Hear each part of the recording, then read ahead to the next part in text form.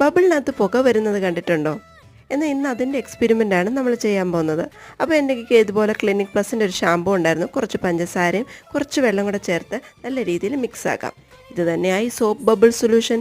ഇനി ഒരു സ്ട്രോ എടുത്ത് ഊതി നോക്കൂ. നല്ല രീതിയിൽ നിങ്ങൾക്ക് ബബിൾ ഊതാൻ പറ്റും. കണ്ട വർക്കിംഗ് ആയത് കണ്ട. നമ്മുടെ എക്സ്പെരിമെൻ്റ് ഇതൊന്നുമല്ല.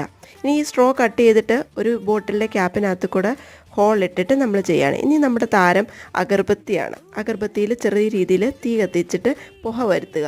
ഞാൻ എന്ത് ചെയ്തെന്നറിയാമോ? പുക അങ്ങനെ വിട്ടിട്ട് ഞാൻ അങ്ങ് വിട്ടേച്ച് പോന്നു. ആ കുപ്പിയെല്ലാം കിഴുത്തയായി പാടായി ആകെ സത്യനാശമായി. അതുകൊണ്ട് അത് ഉപേക്ഷിക്കുക. അതുകൊണ്ട് ഞാൻ വേറൊരു കുപ്പി എടുത്തു. ഇതുപോലെ അതിനകത്ത് നമുക്ക് പുക മാത്രം മതി. ക്യാപ്പൊക്കെ നല്ല രീതിയിൽ ടൈറ്റ് ചെയ്ത് കൊടുക്കുക. എന്നിട്ട് ബബിൾസ് ഇങ്ങനെ വരുത്തുക. ടണ്ടണ, നമ്മുടെ സ്മോക്ക് ബബിൾ റെഡിയായി.